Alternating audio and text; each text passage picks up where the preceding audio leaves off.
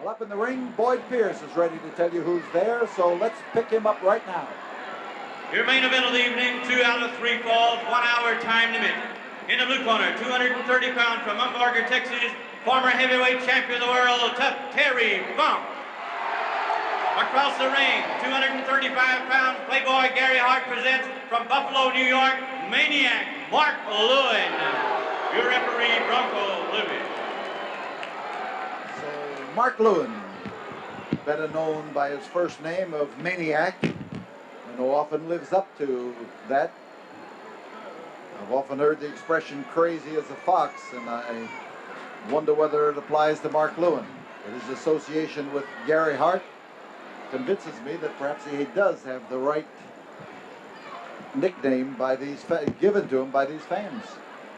So this match puts former world's heavyweight champion Terry Funk, who is called in the family the Tough Terry Funk. He is the toughest of the Funk family, facing Mark Lewin, who is Maniac in many ways. So let's settle down here as referee Bronco Lubitsch watches Funk in a warming up move. And that's what Funk is doing. He did this frequently as world's champion. He maneuvered around that ring for the purpose of just getting his body accustomed to the pounding on the floor and the sudden starts and stops, and get the circulation flowing and the adrenaline flowing. Then he comes to grips usually at his own pace, and a chopping blow across the kidneys that time, and Terry Funk responds in typical fashion by turning on the man who chopped him.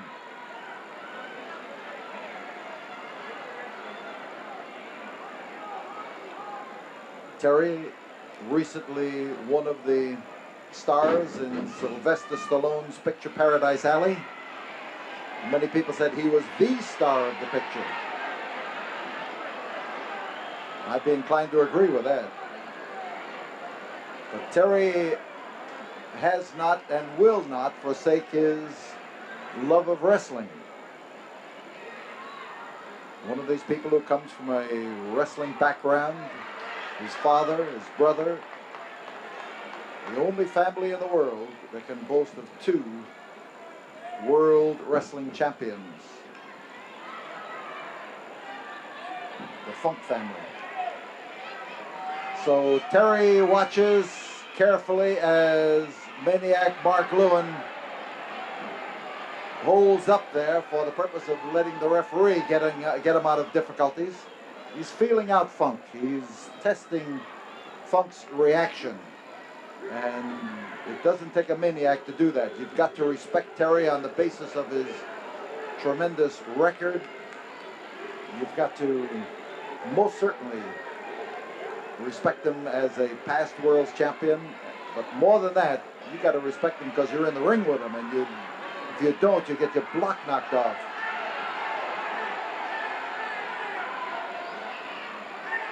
Gary Hart, the leg he was grabbing was Mark Lewin's, and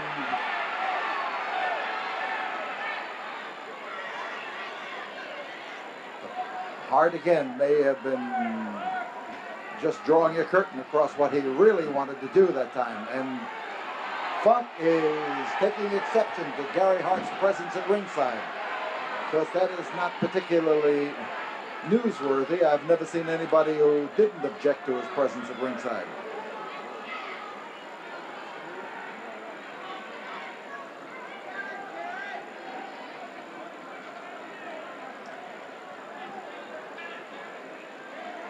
Terry Funk telling Mark Lewin, or telling the referee, that he wants Mark Lewin to get a weight in the ropes and come out toward the center. He goes into that twisting arm lock, the underneath approach, and he's got it applied solidly, and there is Lewin.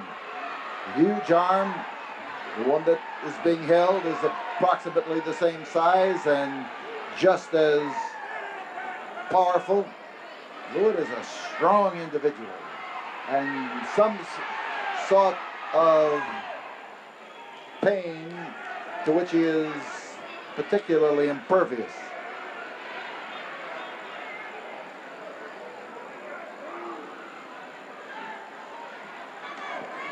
Funk again, being distracted by the presence of Gary Hart on the outside.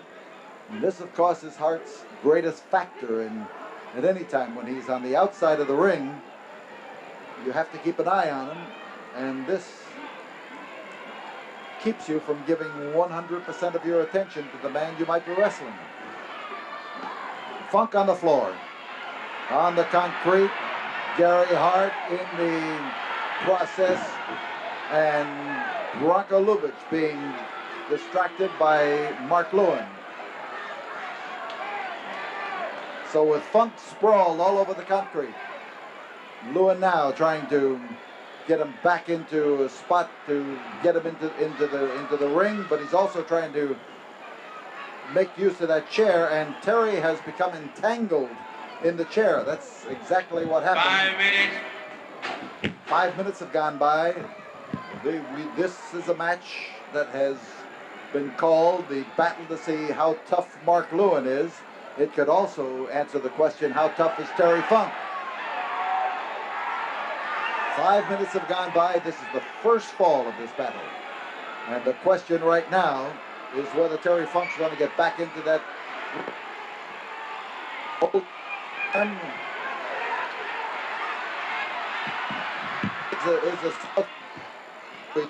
Mark Lewin. Terry Funk shoulder first into that ring post, a hard, solid smash into there, and that was the arm that was struck with a chair just a while ago on the other side of the ring. Here comes Funk. His answer to a chair to find one of his own. His answer to a kick is to deliver half a dozen of his own. But right now, that left arm is giving him trouble. Right now, Mark Lewin is after it to do something with it. He has reached underneath the arm, inserted his thumb deep into the armpit, searching for the nerves that control the arm, searching for some way to keep ahead of Terry Funk by virtue of disabling one arm. Mark Lewin hanging on to the upper arm of Terry Funk. Bronco Lubitsch down watching for the contact of the shoulders with the canvas.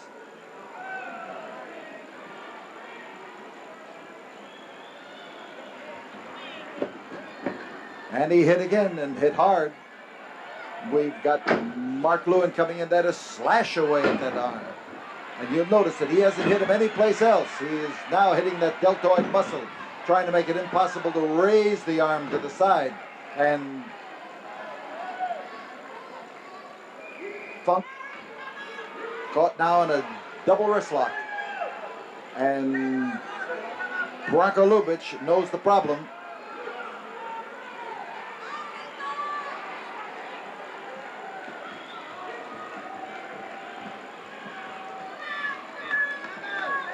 There's the twist, out on the hand, pressure.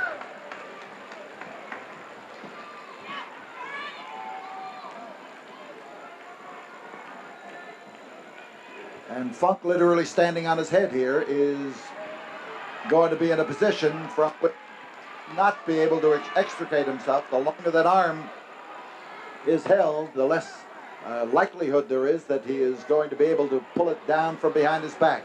The hold is now a definite hammerlock. You see Lewin leaning on it. You see the broad shoulders of this man. He's in tremendous condition, and now you can see how he's pulling at that arm. He can no longer just lean down into it. He has to pull at it in the position he's in now, but the effect is pretty much the same.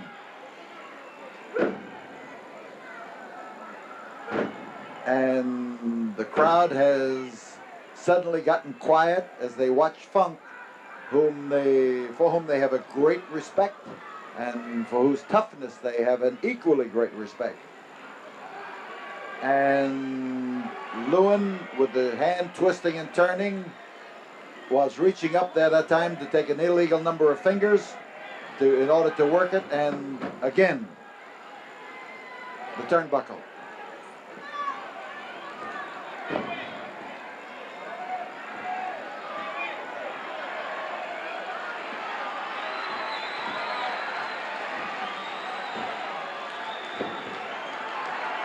And he decides to substitute footwork for the injured arm, and that's exactly, oops, he may have substituted footwork, but I want to tell you, Maniac Mark Lewin had a move of his own to put a stop to that.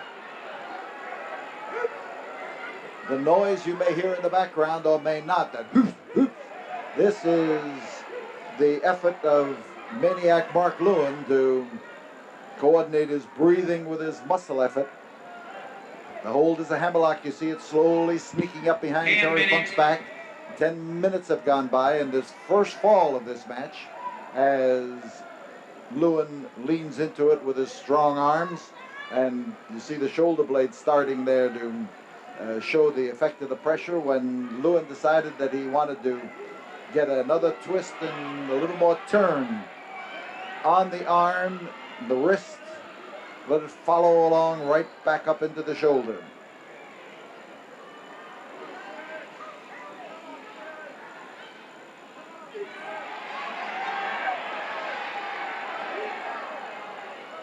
Funk was ready to throw that fist, but Funk didn't let it go, and right now Funk is going to have to find some way to not only get that arm out of there, but to give Maniac Mark Lewin fits. He tried a headbutt, but I think it reacted on Funk as much as it reacted on Mark Lewin.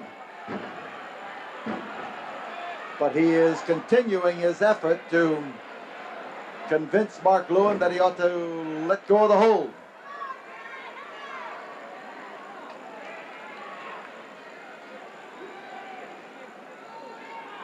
The arm belongs to Mark Lewin.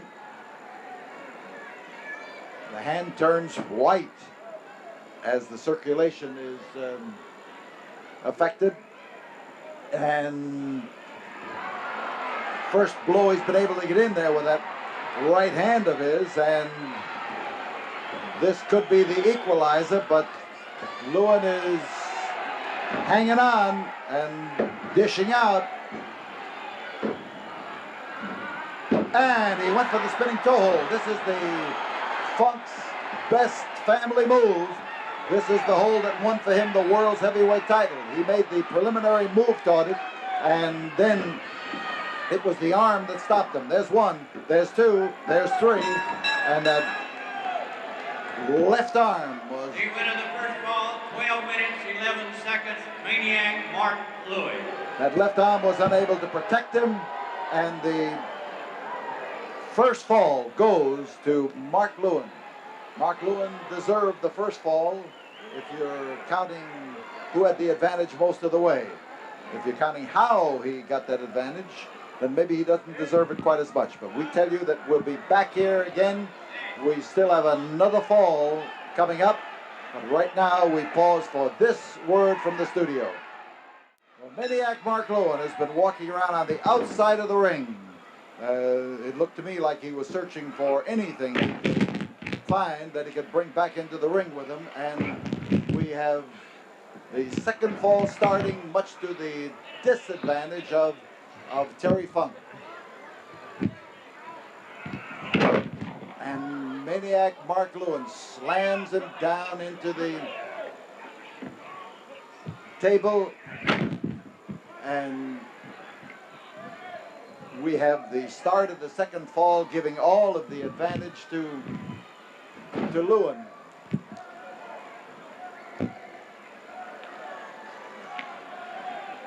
Reverse armbar, and as he lifts up on that arm, he is trying to force a concession in this second fall out of Funk.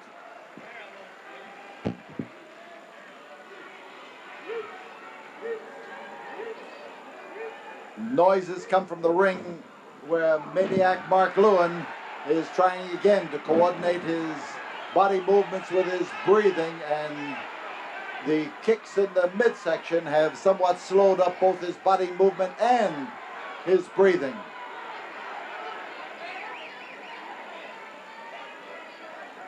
Terry Funk trying to get that left arm working again. That left arm is his best arm. And here he goes, going for that leg again. And just what he is after was to slow up Mark Lewin. He dropped in there with his knee. Charlie horse tactics. You hit a muscle and make it harder for the leg to move. You not only give a man something that won't function properly, but you take away some of his ability to move fast. Hard again on the outside of that ring.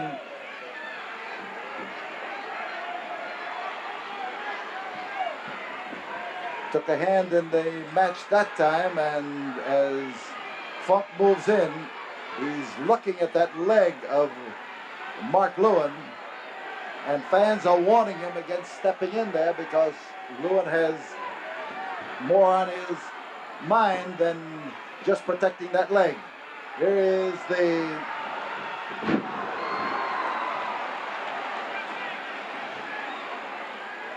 atomic drop. It's Funk's move. He screwed his sole of his shoe around in a circle on Lewin's face that time.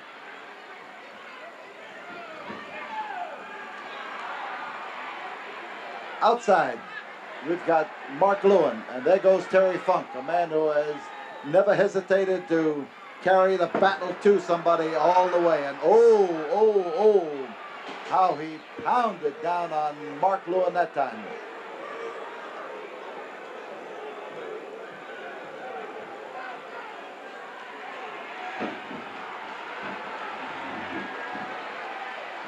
And as Terry Funk's left arm recovers, he holds it up there. He doesn't use it.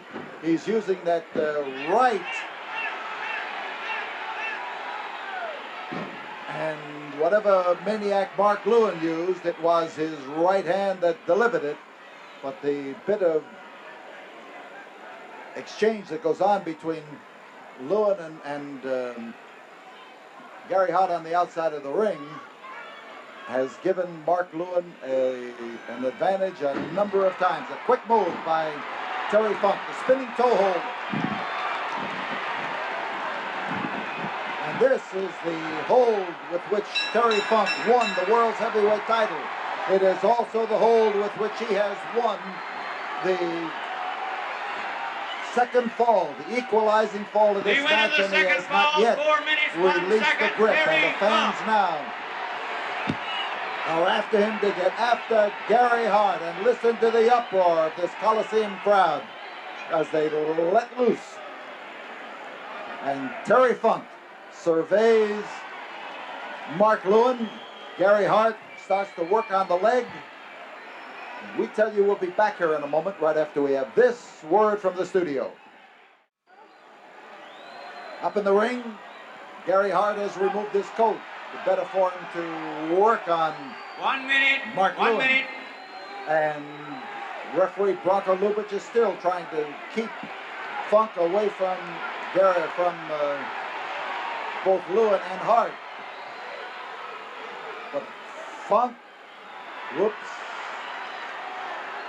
one shoe off and one shoe on, and Gary Hart has armed himself with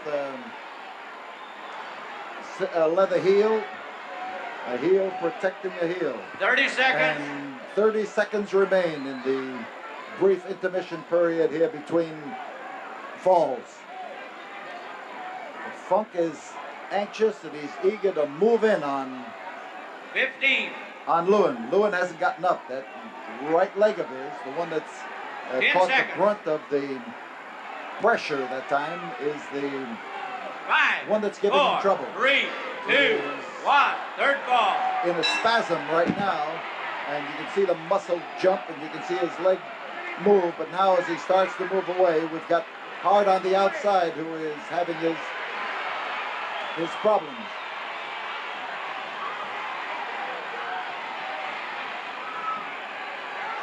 Gary Hart, trying to save Mark Lewin, suddenly catches a stomp from referee Bronco Lubin.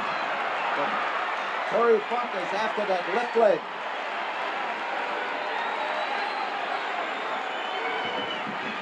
He's after Gary Hart, too. Funk should concentrate on Mark Lewin, or he is going to have heart trouble. With Hart on the outside, he likes nothing better than to distract the opponent of any man with whom he's associated. And it's been his tactic. Lewin getting his leg worked on. Hart doing the massaging. And Terry Funk on the inside trying to get a clear shot, one leg or both. But he just caught a finger in the eye, and he has come up there to bite at the nose of maniac Mark Lewin. But Terry is aware of what he's doing. He just dropped on that leg again, and that is going to put him points ahead.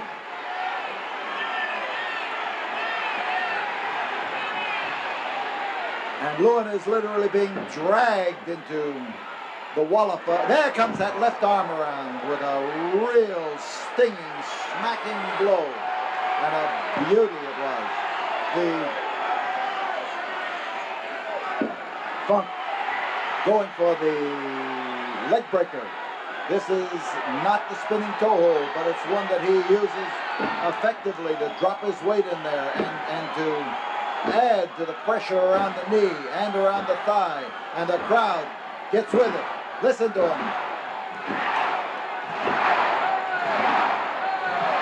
And as he drops back, he's in a position now to force Lewin into giving up on the fall. Lewin is reaching out there longingly in the direction of Gary Hart. The twisting and the turning movement on that leg. He's got his own leg in there as a bar, but he is anxious to work the ankle around, work the foot around.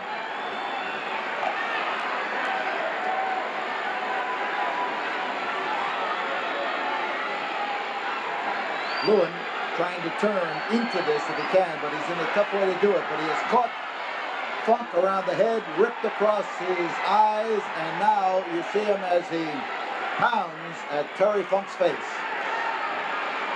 Funk the man down. Lewin working him over, going for the sleep hold. He rips again across Funk's face, and Funk is having trouble. The hair flew that time as he ripped across his forehead and eyes and nose, and Terry Funk's curly hair was hanging down in his face.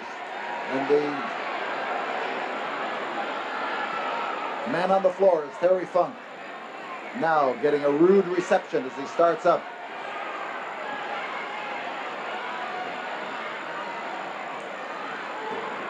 Ring post, and Terry Funk is on the floor again. A hard crash with that concrete, and the fans suddenly get quiet again as they sense that tragic damage has been done to Terry Funk. And Funk has been a favorite with these fans in this match. I tell you, he wasn't always favorite when he was champion. He was full of tactics that kept him champion. And in this match, he's going to need some of those in order to come out ahead of maniac Mark Lewin. But Funk has one thing going for him, and that is that his left arm has not yet been impaired since that first fall, and he was able to deliver a blow with it, and it could happen again. Man down, Funk, and Mark Lewin intending to make sure that he stays there. Here he is trying to rearrange the face of Terry Funk, which has been rearranged a number of times. Terry came out and brought a roar of approval from the crowd. And now as the effort by Lewin is stymied, Funk puts him into a position to punish him,